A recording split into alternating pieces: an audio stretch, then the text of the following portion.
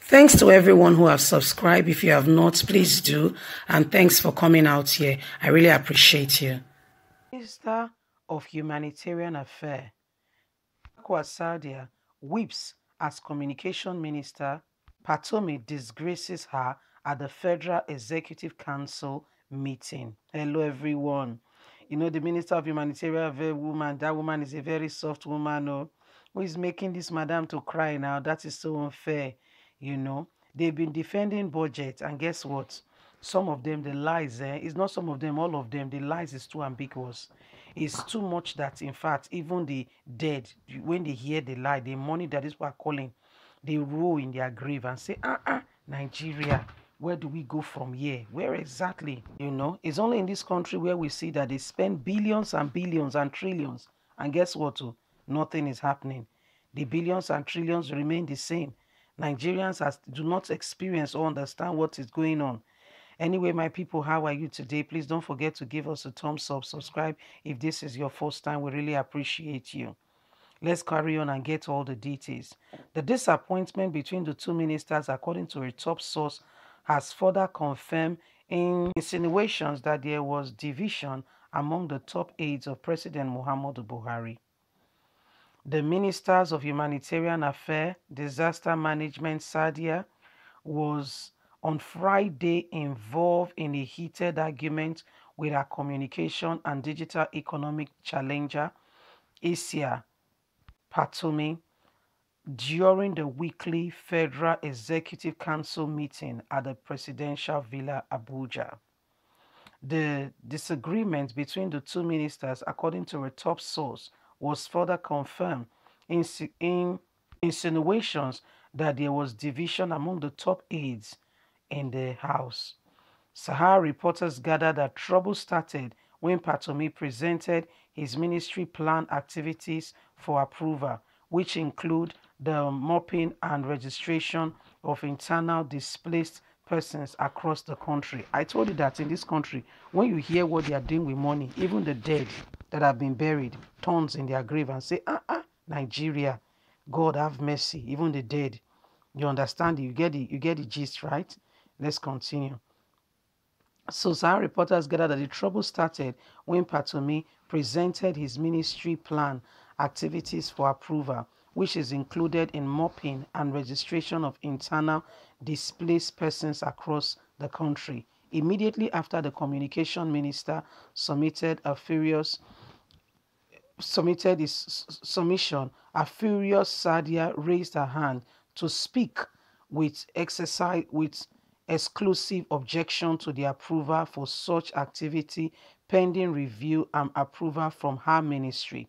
It was learned that the president was inclined to agree with Sadia considering the supervisory role of Ministry of Humanitarian Affairs on IDPs, but Patomi strongly objected to the opposition of Sadia, reminding her of the situation and the statutory power role of the National Identity Management Commission in capturing and registering citizens, IIDP or not.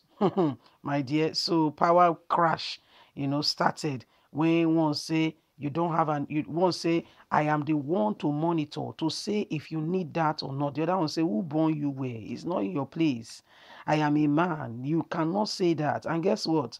Sadia and Buhari has this thing going on, not clearly defined. They call it alleged when it's not yet proven. There is an alleged information that they are mistress and Mr. Let's continue. Alleged anyway. The communication minister broke the camel's back when he fruited a letter written by his ministry to Sadia on October 15, 2020. With no response a month after, it was at the point that the president went ahead and approved the memo for Patomi, gathering and granting the go-ahead from NICM to capture the IDPs. Sahara reporters gathered that Sadia, who had always used her closeness to President Muhammadu Buhari to manipulate and harass her fellow ministers was humiliated. A source said the minister openly wept immediately after the meeting, accusing Patomi of disgracing her before the president and other colleagues.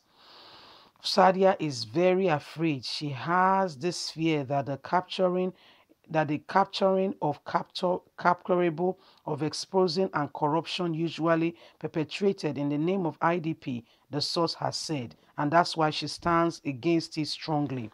But he succeeded when he said his department has written a letter well over a month which she did not respond to. So who's at fault?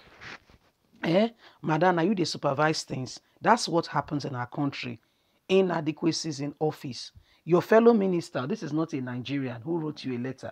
Go abroad and see how little children, 5 years, 6 years old, will write to, even let's say, for instance, Great Britain, they call them prime minister. In America, they call them president, like we do in America, in Nigeria. And guess what? They will get a letter back responding. I'm telling you.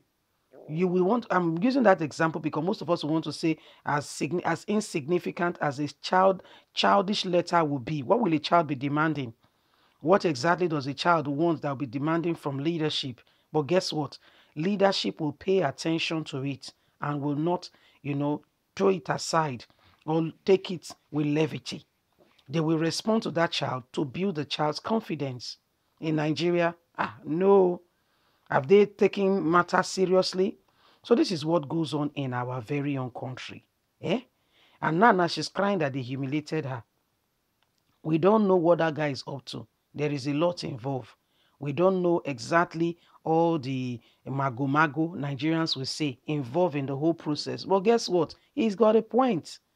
I don't know what you guys are up to because all of unana tifo. Most of you, let me not generalize, it will be unfair to generalize. Most of them, if you hear the amount, that amount, a whole island does not have that money, that budget for a year, and the place is the best. We Nigerians will struggle to go and get their visa to go there for holiday. They don't have half of the money. The money some states have that should have transformed that state, that today, in fact, people should be coming from abroad to do what we call tourism or sightseeing, which will in turn turn into economic boost. You understand? Growth and development, my dear, is not there. We don't know if there is a well, if there is something that guffs the money, but we know where it goes to. It goes to these countries, into their banks, because Great Britain exposed one that we thought he was a hero, Yakubu Gowon. They told us growing up, I was born growing up and understood that there was one Yakubu Gowon. He's an hero, not knowing he was a thief. Guys, leave us a comment. God bless you. Bye for now.